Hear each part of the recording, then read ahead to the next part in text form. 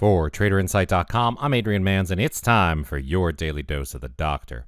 Well, today, what I would like to do is wrap up this first week of December by going over what I consider to be a very important part of putting together your trading business, and that is your record keeping.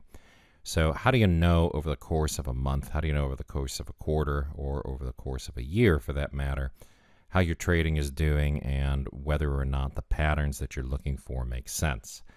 And the way that I accomplish this is through a pretty simple Excel spreadsheet.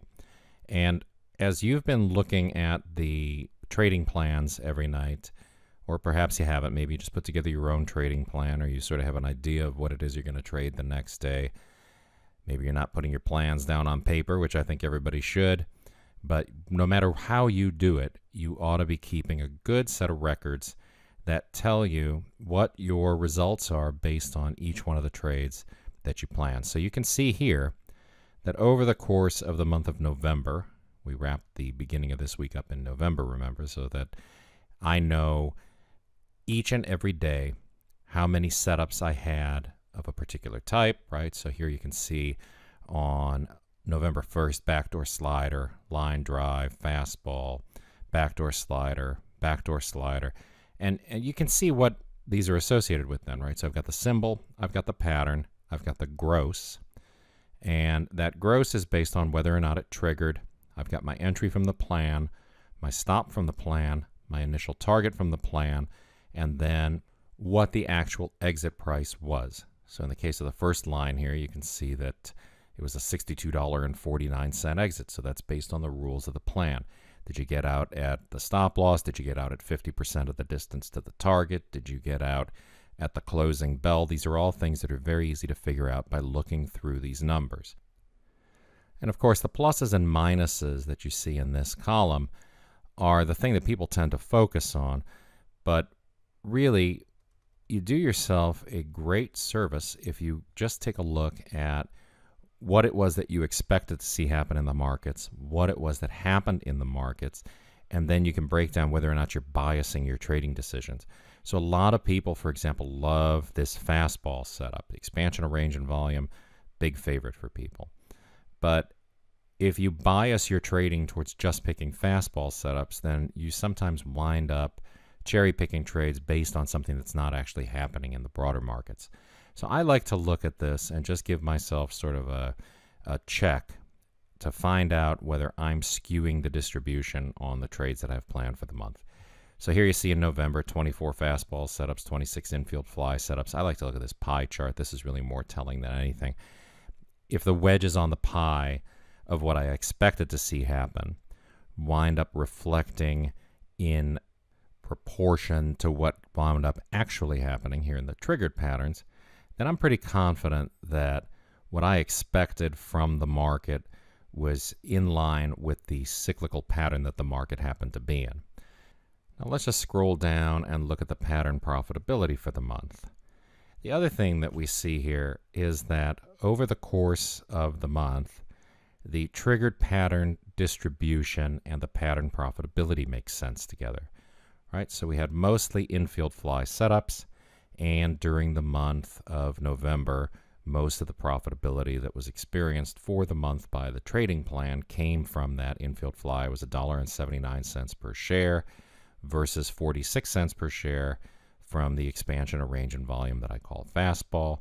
And then these other patterns, switch hitter, double header, they are reflected here as 77 and 72 cents per share. And if you go up and look at your distribution, again, you see that switch hitter and doubleheader were expected to do well, and they were also expected to appear with about the level of frequency that they did. So this is all telling me that things make sense, right? The trading plan and the way that things played out over the course of the month make sense together. And then we look at our overall profitability, right? And we can see that 3.5 points per share. I know that's a hard number for some people to wrap their head around, right? But 3.5 points or 3.58 points. If you go and say, all right, well, if I was leveraged fully in a pattern day trading account and I had a $50,000 account, what's that turn into? Well, it's about 10% for the month. My experience is that it's more in line to say just take that gross dollars per share and double it, and that winds up being the percentage, so it doesn't wind up being quite 10%. It would be more like 7%. But for the sake of saying that you get every single trade off at 4-to-1 leverage, and these are all sized exactly right, these are what those numbers would look like had you taken every single trade that the trading plan had and replicated the performance of the plan as it's presented. So that means you got the entry at the entry price, you got the exit at the exit price, or you took the stop at the stop price. You didn't get any kind of an extension, you didn't get any kind of a slip, because there's no way to build slippage or your intent into this kind of a presentation, right? So we can only go by, here's what would have happened if a machine was trading this exactly the way that it was supposed to be traded. So that gives me then a good metric to use to pick this whole thing apart and figure out if I'm on the right side of things. Then I also like to look at whether or not I'm cherry picking longs and shorts. So in this case, it's obvious to me I had a pretty strong bias this month that the market was going to move lower. So in November, that had a lot to do with the geopolitical stuff that was going on with the elections. You see in this pie chart that short sales dominated my entries, while the long trades represented a relatively small portion of the pie. Yet down here, the longs represented more of the profitability for the month than the shorts did. So that tells me that I was fighting the tape and that that's something that I need to look at. If you see this in your trading, just know this is nothing to worry about. It's just something to keep an eye on. You want to make sure that you're aware of any bias that you're bringing to the table. Now let's look at what happened so far in December and talk about the importance of discipline and sticking to the rules. So I don't care if you're trading the way that my plan proposes or you're trading something else altogether. You're doing your own trades. The important thing is you know what you're going to do, why you're going to do it, when you're going to do it, and what all the rules are for carrying out the trading plan that you have for that given day.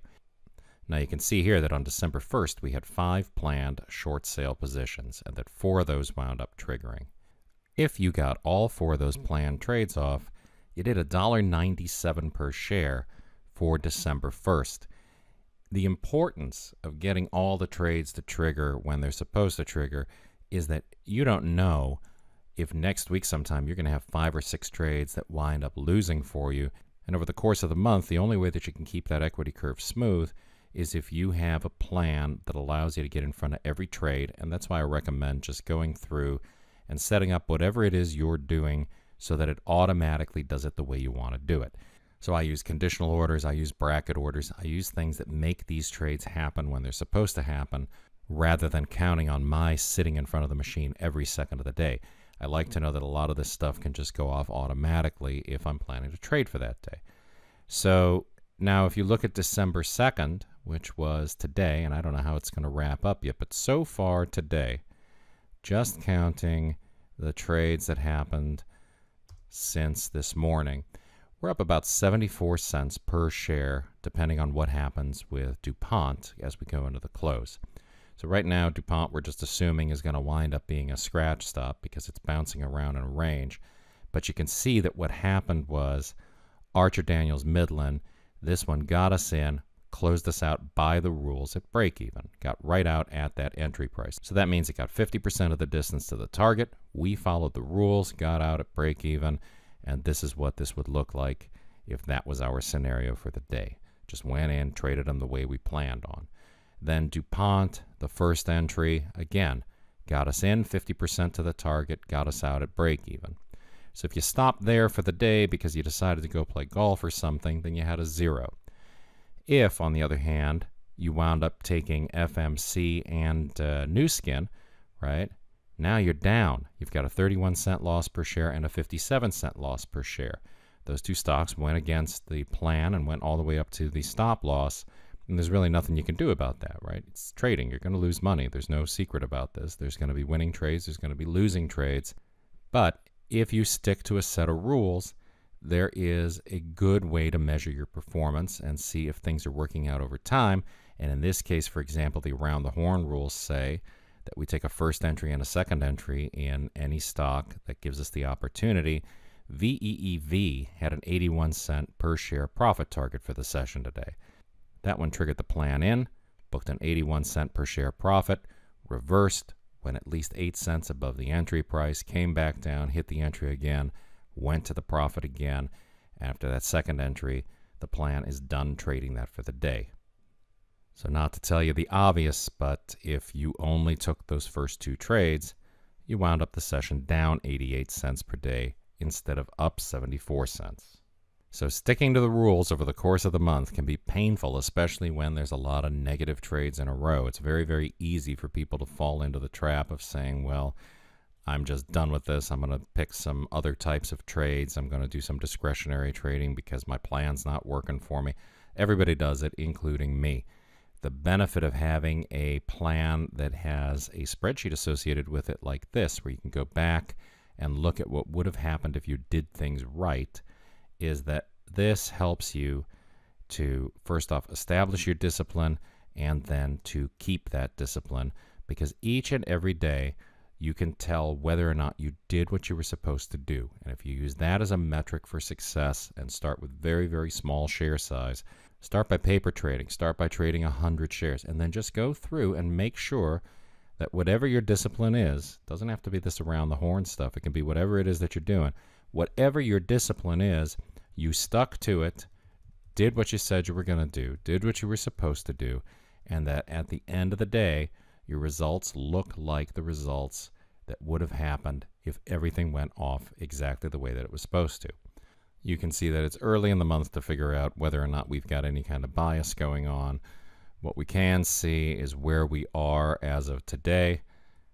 All right, we go through, we look at the winners, look at the losers, look at the pattern profitability. All these numbers are telling us right now is that December's off to a good start. We don't know what it's going to look like by the time Santa makes his appearance. But what's important to know is we've got a good grip on what it is that's happening with our trading plan and what it is that's likely to happen if we keep doing things the way that we're doing them. So I hope that that answers the litany of questions that I got this week about being disciplined and how you trade psychologically within some sort of a comfort zone. Those are all great questions. I appreciate the fact that people are taking the time to ask them. I tried here to answer them in a way that would make sense from my perspective. You need to figure out what makes sense for you. But if you have any further questions, shoot me an email, adrian@traderinsight.com. I hope you had a great trading day today and an even better one on deck for Monday. The best trader education anywhere, only from traderinsight.com.